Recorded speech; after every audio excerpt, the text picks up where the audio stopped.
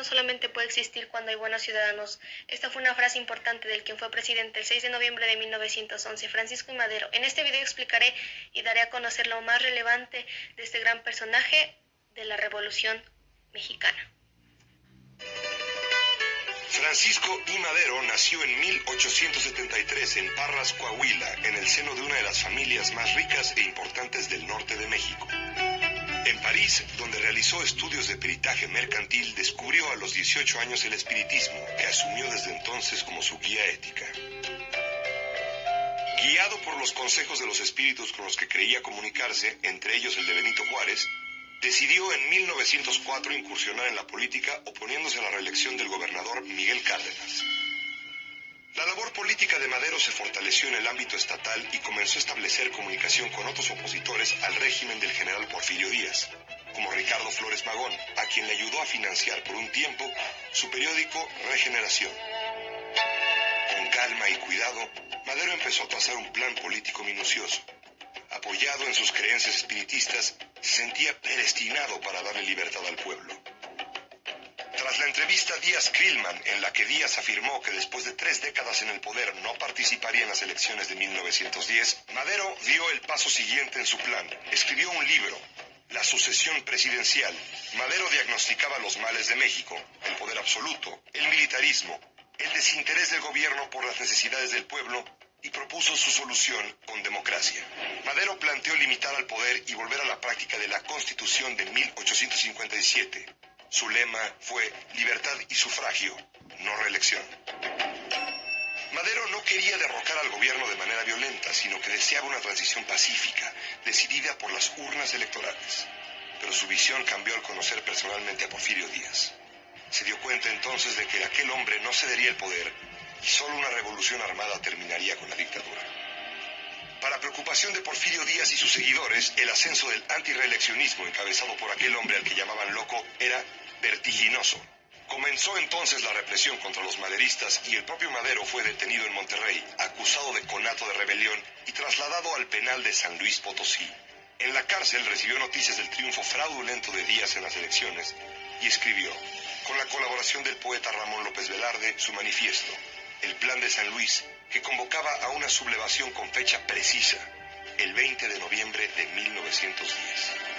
Madero consiguió escapar de la prisión y ya en territorio estadounidense publicó su plan. Llegada la fecha señalada, entró de nuevo a México. Aunque no lo sabía, poco a poco comenzaron a aparecer focos de insurrección, especialmente en el norte del país. En febrero de 1911, atacó la ciudad de Casas Grandes, donde resultó herido levemente. Las batallas se multiplicaron con importantes triunfos para los revolucionarios y a principios de mayo consiguieron tomar la fronteriza Ciudad Juárez. Este hecho señaló el momento en que la dictadura de Díaz cedió, y el día 21 de ese mismo mes se firmaron entre gobierno y rebeldes los tratados de Ciudad Juárez. Como se estableció en ellos, Porfirio Díaz renunció unos días más tarde y partió al exilio. El 7 de junio de ese mismo año, Madero hizo su entrada triunfal a la Ciudad de México, donde lo aclamaron 100,000 personas, pero el vencedor había decidido no acceder al poder por las armas.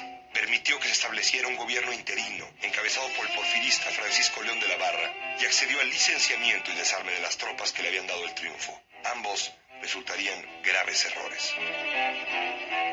El presidente interino León de la Barra se esmeró en enemistar a Madero con otros jefes revolucionarios, como Emiliano Zapata y Pascual Orozco. Madero intentó mediar, pero los antiguos rebeldes no entendían por qué debían esperar para satisfacer sus demandas. En noviembre de 1911, tras unas elecciones ejemplares, las más democráticas de la historia de México, Madero finalmente llegó a la presidencia. Pero su alianza con otros revolucionarios se había socavado, y casi enseguida Zapata lanzó el Plan de Ayala y se rebeló en su contra. El gobierno de Madero duraría apenas 15 meses, que transcurrieron bajo la oposición del Senado y la Suprema Corte de Justicia, y la animadversión del embajador de Estados Unidos, Henry Lane Wilson.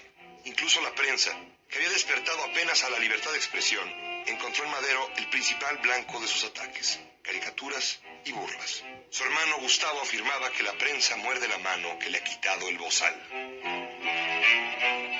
Pese a todo, durante el gobierno maderista hubo avances importantes en el ejercicio de las libertades, construcción de caminos y carreteras, y en la pluralidad legislativa, con una Cámara de Diputados electa libremente. No obstante, La prensa alentó un sentimiento continuo de agitación en la población, ambiente favorable para el golpe militar en su contra que estalló el 9 de febrero de 1913. Durante 10 días, a los que se les conoce como la Decena Trágica, el gobierno combatió a los militares rebeldes, teniendo como campo de batalla a la propia Ciudad de México, que sufrió grandes destrozos. Félix Díaz y Manuel Mondragón, que encabezaban el ataque, se refugiaron en el edificio de la Ciudadela. Madero entregó el mando de la plaza al general Victoriano Huerta, quien se había distinguido en el combate a los orosquistas, para que se enfrentara a los sublevados. Pero Huerta tenía su propio plan, y pronto entró en comunicación con Díaz y Mondragón. Sus ataques a la Ciudadela comenzaron a ser sospechosamente poco certeros, y al mismo tiempo sacrificó soldados leales a Madero. El 17 de febrero, mientras continuaban el bombardeo de la ciudad, Gustavo Amadero, el hermano del presidente, descubrió que Huerta estaba coludido con Félix Díaz y Mondragón y lo arrestó personalmente.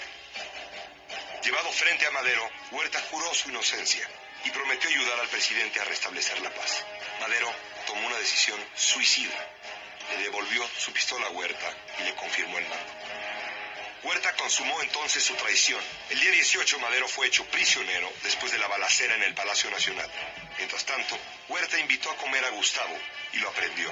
Ese mismo día, el hermano del presidente fue asesinado cobarde y brutalmente en la Ciudadela, después de haberlo dejado ciego. Madero y su vicepresidente, José María Pino Suárez, fueron obligados a renunciar el 19 de febrero. Pedro Lascurain, su sucesor, fue presidente por apenas 45 minutos antes de dimitir a favor de Victoriano Huerta. Aunque se le había prometido enviarlo al exilio en Cuba, la noche del 22 de febrero, mientras se le trasladaba con Pino Suárez a la penitenciaría de Lecumberri, el mayor Cárdenas, encargado de su custodia, lo asesinó con su pistola. El día siguiente, el gobierno de Victoriano Huerta afirmó que Madero había muerto en la balacera que siguió a un intento de rescate por parte de sus partidarios. Para finalizar, recordemos otra frase célebre de Francisco y Madero. Estoy más orgulloso por las victorias obtenidas en el campo de la democracia que por las alcanzadas en los campos de batalla.